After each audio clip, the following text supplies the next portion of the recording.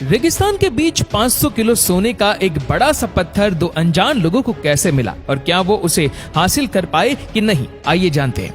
दोस्तों, ये दो शख्स रेगिस्तान से जा रहे थे कि तभी उसकी गाड़ी बंद हो जाती है। जब किट गाड़ी का इंजन ठीक कर रहा होता है तब वर्जिल पास में ही टहलने लगता है। गाड़ी से थोड़ी ही दूर उसे अजीब तरह के पत्थर दिखाई देते हैं। जब वह उनके पास जाकर देखता है तो उसे ये पत्थर असल में पत्थर न होकर सोना है, ये समझ में आता है। इसके बाद दोनों उस जगह सोने के पत्थर को बाहर निकालने के लिए वहां खुदाई करते हैं, लेकिन वो सोने का पत्थर काफी बड़ा होता है और साथ ही जमीन के काफी अंदर तक धंसा होता है।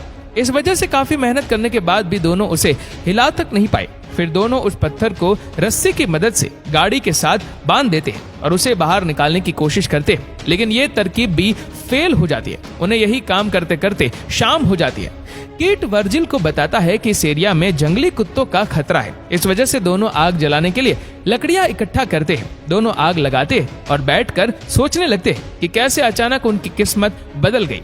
किट वर्जिल को कहता है कि इस सोने को निकालने के लिए हमें शहर जाके बड़ी बड़ी मशीनें लानी होगी। इसीलिए अगली सुबह वर्जिल किट को वहां रुकने के लिए जरूरत की सभी चीजें देता है, जिसमें एक सैटेलाइट फोन भी होता है, और फिर वहां से चला जाता है। जाते वक्त वो बताता है कि उसे खुदाई मशीन वापस लेकर आने में शायद 5 दिन लग सकते हैं।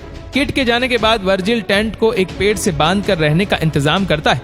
इसके बाद वो जाकर रात के लिए लकड़ी लेकर आता है। रात होने के बाद वो खाना खा लेता है, लेकिन तभी उसे जंगली कुत्तों के चिल्लाने की आवाज आती है। इसी वजह से वह अपने हाथ में एक चाकू लेकर बैठ जाता है।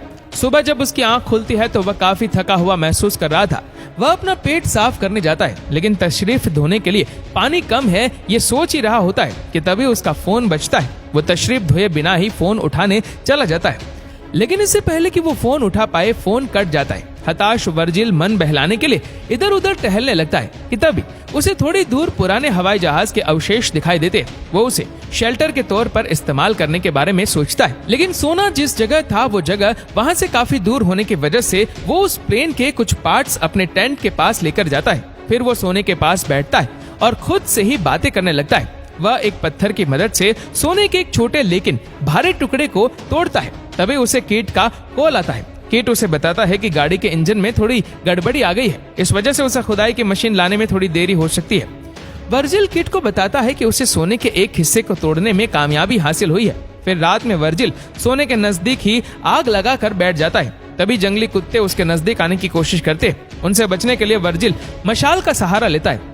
अगली सुबह वर्जिल पानी के कंटेनर से थोड़ा पानी निकाल कर पीने लगता है, लेकिन तभी उससे एक सांप उसकी तरफ आते हुए दिखाई देता है। लेकिन उसे मारने की कोशिश में वर्जिल की पानी की बोतल नीचे गिर जाती है और काफी सारा पानी बह जाता है। कुछ देर बाद वह फिर से हवाई जहाज के पास जाता है और उसके कुछ पार्ट्स शेल्टर बनाने के लिए निकालता है। उसी वक्त उसे कोई अजनबी उसकी दिशा में आते हुए दिखाई देता है।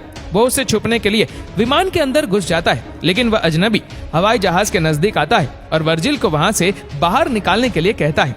पता चलता है कि अजनबी एक औरत है। वो वर्जिल से यहाँ आने की वजह पूछती है, लेकिन वर्जिल कोई जवाब नहीं देता। वो औरत वर्जिल को पानी और खाना देने की कोशिश करती है, लेकिन वर्जिल उससे कुछ भी लेने से इनकार करता है। उस औरत को वर्जिल का बर्ताव काफी अजीब लग रहा था।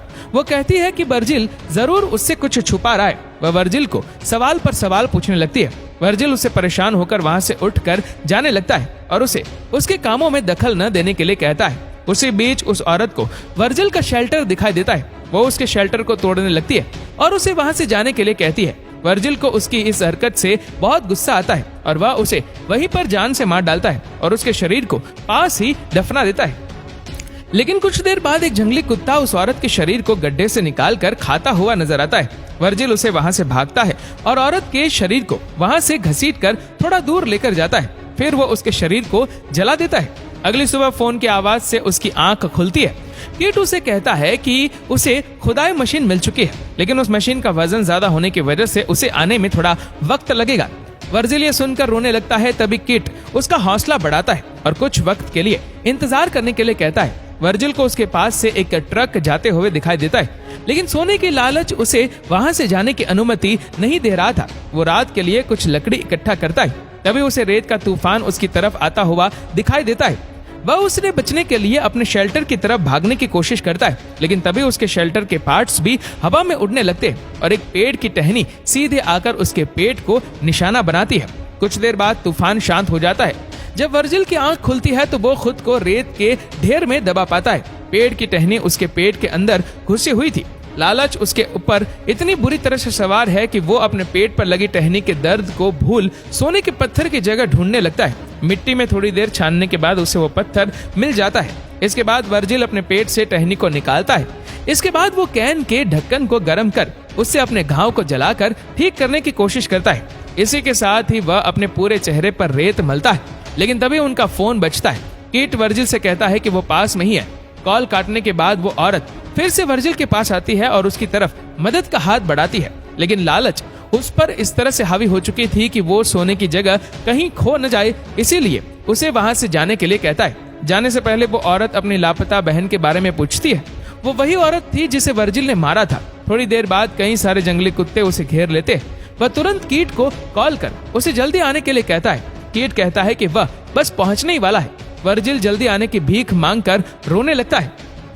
अगले सीन में हमें पता चलता है कि कीट उसके नजदीक ही बैठा उस पर नजर रखे हुए था। थोड़ी ही देर में जंगली कुत्ते वर्जिल की बॉडी चबाने लगते और वर्जिल बस अपने सोने की तरफ नजर गड़ाए हुए रहता है। जंगली कुत्तों के वर्जिल को मारने के बाद वो अपने गाड़ी के साथ वहां आता है। उसकी गाड़ी के पीछे खुदाई मशीन भी होती है। वो वर्जिल की लाश को देखता है और कुछ लेने गाड़ी के अंदर जाता है। लेकिन जैसे ही वो वापस मुड़ता है, एक तीर आकर उसकी छाती में लगता है। कीट मरने से पहले उसे किसने मारा ये देखने की कोशिश करता है, लेकिन उसे वहां कोई दिखाई नहीं देता। ये तीर उसी औरत ने चलाया था जो अपनी बहन को ढूंढते हुए वर्जिल के पास आई थी। उसे वर्जिल की हरकतें देखकर उस पर शक हो गया था और वो दूर से उसी पर नजर रख रही थी।